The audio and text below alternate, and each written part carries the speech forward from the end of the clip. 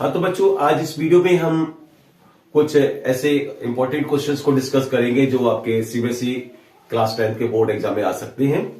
पहला क्वेश्चन है हमारा, what are amphoteric oxides, explain with examples. बच्चों, amphoteric oxides, amphoteric oxides are the oxides which act as both acidic as well as base, okay, which show both character acidic as well as basic. Those are called amphoteric oxides. In actual, oxides are of four types. चार तरह के oxides होते हैं बच्चों। Acidic oxides, all the non-metallic oxides are acidic oxide like carbon dioxide, sulfur dioxide, okay, nitrogen dioxide. These are acidic oxides. Basic oxides, metallic oxides are called basic oxides. All the metallic oxides are basic oxides except these two oxides, aluminum oxide and zinc oxide. These are amphoteric oxides. Except these aluminum oxide and zinc oxides, all other metallic oxides are basic in nature. And neutral oxides, so there are four neutral oxides: water, carbon monoxide, N2O and NO. Okay. So here we were discussing about the amphoteric oxides. The oxides which act as both acidic as well as basic are called as amphoteric oxides. अब explain with the example. तो यहाँ आपको लिखना है कि there are two examples of amphoteric oxides: aluminum oxide and zinc oxide. Now, how do these oxides act as acidic and basic both? तो इसमें क्या है? As a base, this aluminum oxide reacts with acid, hydrochloric acid, to produce salt and water. Okay, you know the neutralization reaction. When an acid reacts with a base, it forms salt and water. So like a base, it reacts with acid to form salt and water.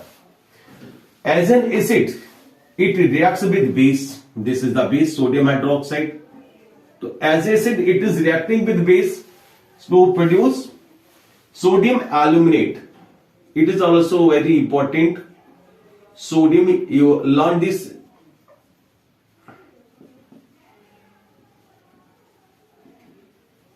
You learn this equation, sodium aluminate. This is a salt. Salt plus water. Okay.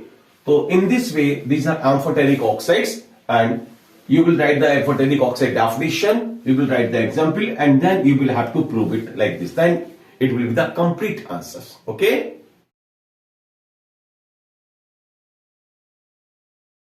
Bachcho, our next question is, what are isomers?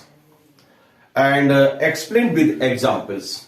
तो बच्चों, isomers क्या होते हैं? Isomers are different organic compounds having similar molecular formula but different structure. दो या दो से ज्यादा ऐसे ऑर्गेनिक कंपाउंड्स जिनका मॉलिकुलर फार्मूला तो सेम रहेगा, है ना, हैविंग सिमिलर मॉलिकुलर फार्मूला, लेकिन स्ट्रक्चर्स अलग अलग हो, उनको हम बोलते हैं isomers. Okay, don't confuse it with isotopes and isobars. बच्चों, जनरली आप लोग कंफ्यूज करते हैं.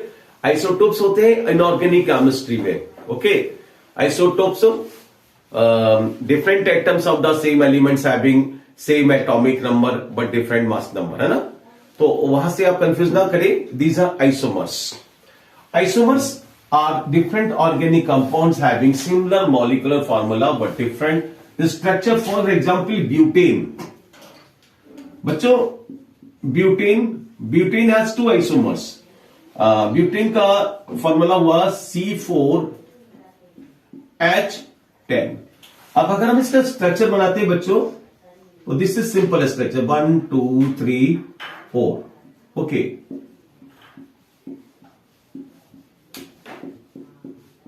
This is called an butane. इसका हम नाम देंगे बच्चों, जो सिंपल स्ट्रक्चर आता है स्प्लिट चेन में, उसको जिसमें कोई साइड चेन नहीं हो, उसके लिए हम लगाते हैं एन. तो this is called an butane. Okay, अब इसका स्ट्रक्चर चेंज करते हैं कि इसका एक चेन को हम, इस वाले पार्ट को हम साइड चेन बना लेते हैं like this.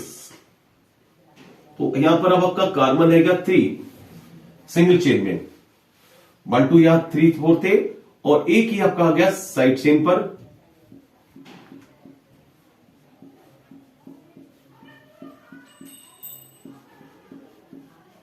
Right.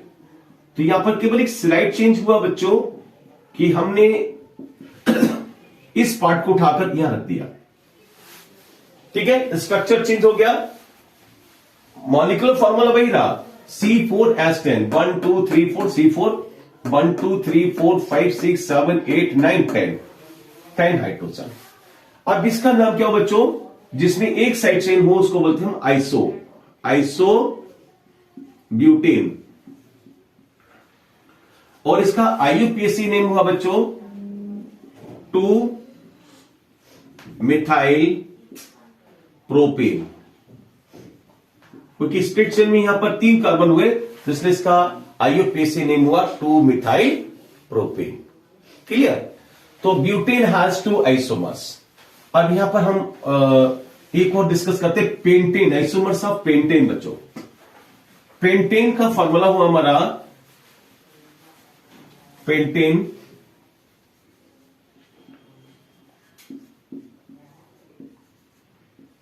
C5H12, it will have 3 isomers. Butane was having 2 isomers, okay? It will have 3 isomers. हमारा पहला ये हुआ बच्चों 1 2 3 4 5,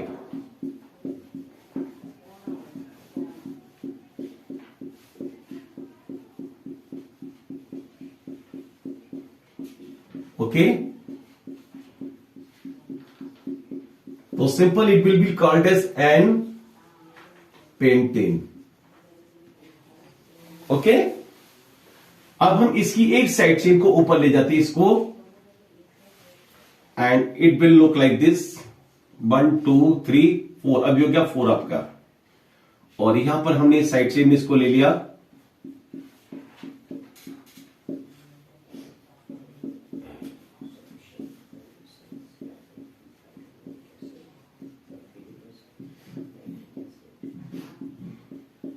तो ये हो गया हमारा वही कार्बन, वही हो गए 1 2 3 4 5 1 2 3 4 5 6 7 8 9 10 11 12, ओके। और इसका नाम हो गया हमारा आइसो पेंटेन। अगर एक साइड चेन है तो हम इसको लिखेंगे आइसो, और इसका IUPAC नेम हुआ 2 मिथाइल ब्यूटेन, ओके। अब इसमें थर्ड आइसोमर्स की और संभावना है कि हम इसमें से अब इस चेन इस वाले पार्ट को हम इसके यहां नीचे ले जाते हैं लाइक दिस 1 2 3,